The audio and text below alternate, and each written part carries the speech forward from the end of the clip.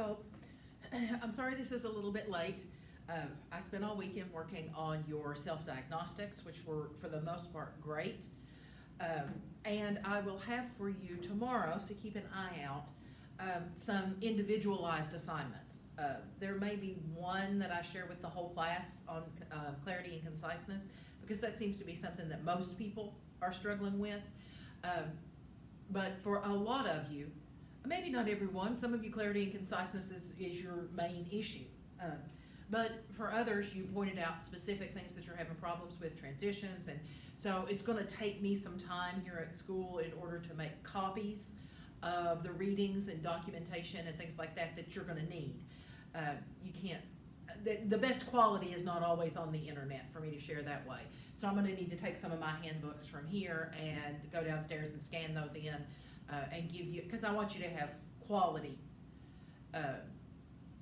assignments to do. I don't want to, this is not something I want to kind of phone in or want you to kind of phone in, because these are probably issues, you're all very good writers, and these are issues that have probably troubled you for a long, long time.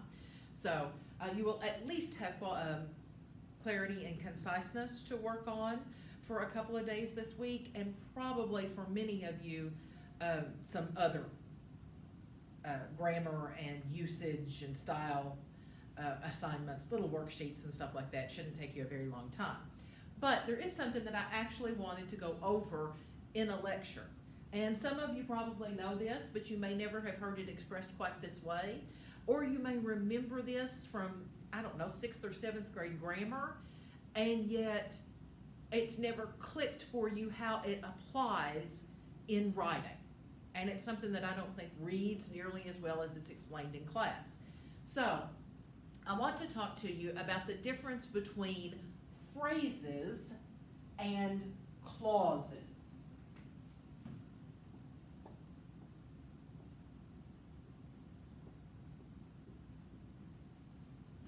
It would help if I could write on the board.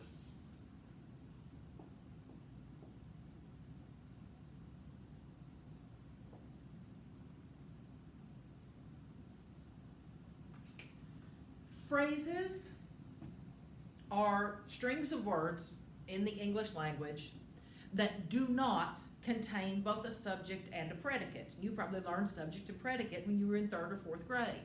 But what that means is it has a noun, and the noun is doing a verb, okay? Or a pronoun, a noun or a pronoun, and it's doing the verb. That's a subject and a predicate, basically. Now, phrases don't have both. A phrase is something like into the woods. That's a prepositional phrase. It starts with into and ends with only the object of the preposition, which is just a noun. Or going to the store. That's a verb without a subject. So those are phrases. Now, you will often hear that phrases, like adjective phrases, adverb phrases, always end with a comma, etc., etc.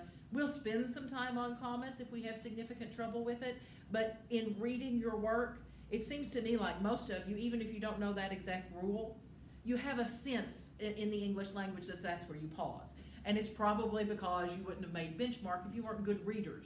So you've read enough to kind of tap that comma in where you know it belongs. Where we're having trouble is with clauses, because there are so many different kinds. Now, a clause is a string of words that includes both a subject and a predicate. That means that the clause you're most familiar with is what? A sentence. A plain old ordinary sentence. I bought shoes. Subject, I, bought, verb, shoes, object of the verb. Okay? I understand this is really, really elementary, but hang on with me. We're going to get to what's important to you. Now, a clause, we're not even going to talk about dependent and independent clauses, because I think that's where we're getting hung up a little bit. Here's what we're going to talk about. A clause can only be handled a certain number of ways. and it's actually a very small number. One, you can subordinate that clause.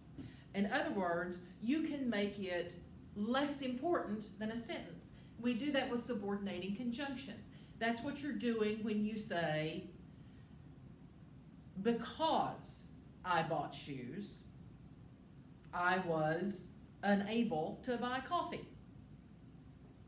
You have subordinated that first clause. Still a clause, still got that sentence in it.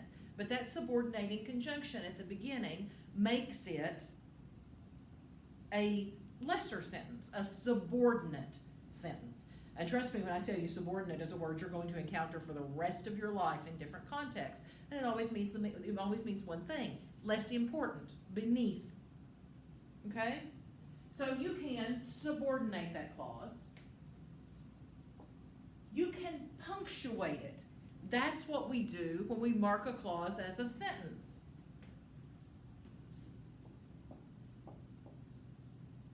This is probably the dumbest sentence in the history of time. And when I go back and watch this video, I'm going to wish I'd chosen something cooler, but now I've committed. So we could add a coordinating or a subordinating conjunction here.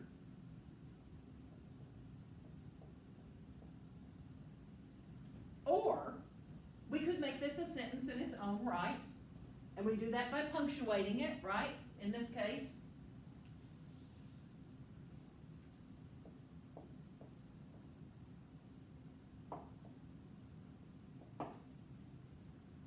So subordinating conjunction is an option. We could punctuate it. In this case, I've punctuated it with a period. Makes it a declarative sentence. Or I could punctuate it with an exclamation point because I'm very excited about the shoes I bought. Or I could punctuate it with a question mark, right? I bought shoes? Really? Did I? I don't remember. The other thing you could do is punctuate it with either a colon or a semicolon. If my next clause, my next sentence, is going to be something closely related, that's how I do that. I bought shoes.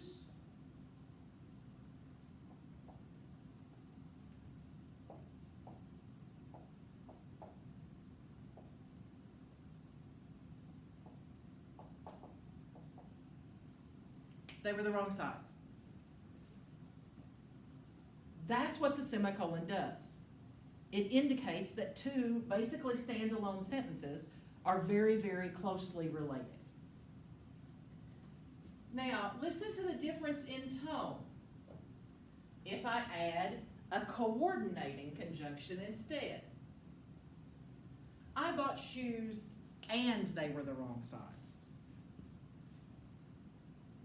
See, we don't use a semicolon in that case, but it also, from an auditory standpoint, runs the sentence together more. So the second half sounds less disappointing, doesn't it? I bought shoes and they were the wrong size. Even but would do the same thing. I bought shoes, but they were the wrong size. The semicolon actually in that case indicates more of a correlation because of the hard stop. I bought shoes, they were the wrong size. Now, let's talk about a special bit of punctuation that a lot of people are having trouble with. In fact, some people, a few people in their self-diagnostic actually said, I have no idea how or where to use a colon, except in time. So it's 4:54 p.m. I know a colon goes in that. Or to indicate title, subtitle. I know a colon goes there, but I have no idea how to use one in a sentence. The colon, and this is a useful thing for testing actually. The colon is the only piece of punctuation in the English language that has a very specific meaning. And it means, and here it is.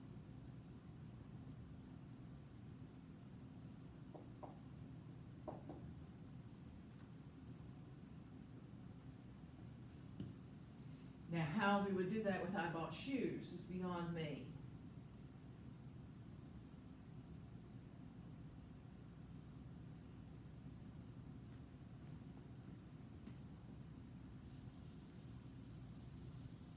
I know. We could do, I bought these shoes.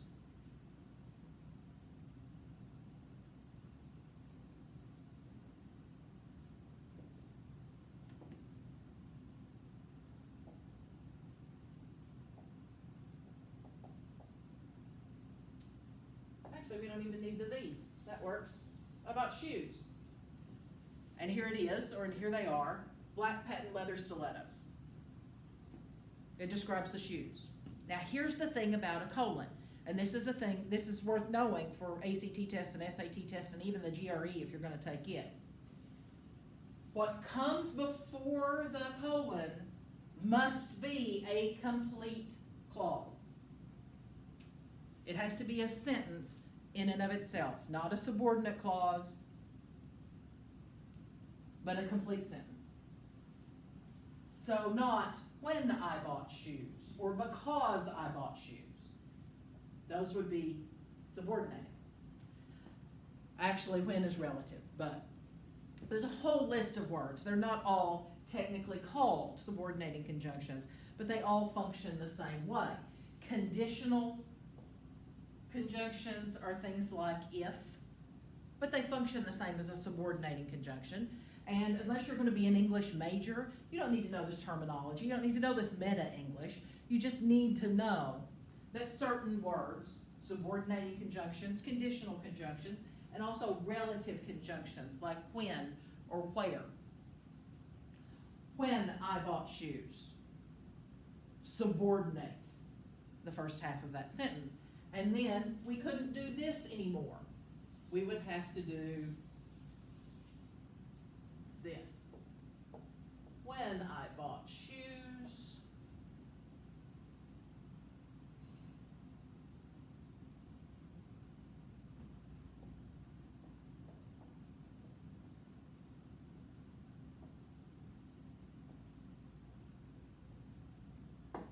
I looked for leather ones. Now this is quick, but I'm willing to bet it's been a few years probably since you've had a conversation like this. And by now, you've had enough practice in your own writing that I bet it makes more sense to you. Because sometimes we have to screw something up for a while and realize that we don't really understand it before the explanation can make any sense. So I'm going to leave you with this. Some of you will have activities on semicolons, semicolons, commas. If you specifically want one, even though you didn't diagnose yourself with it, let me know.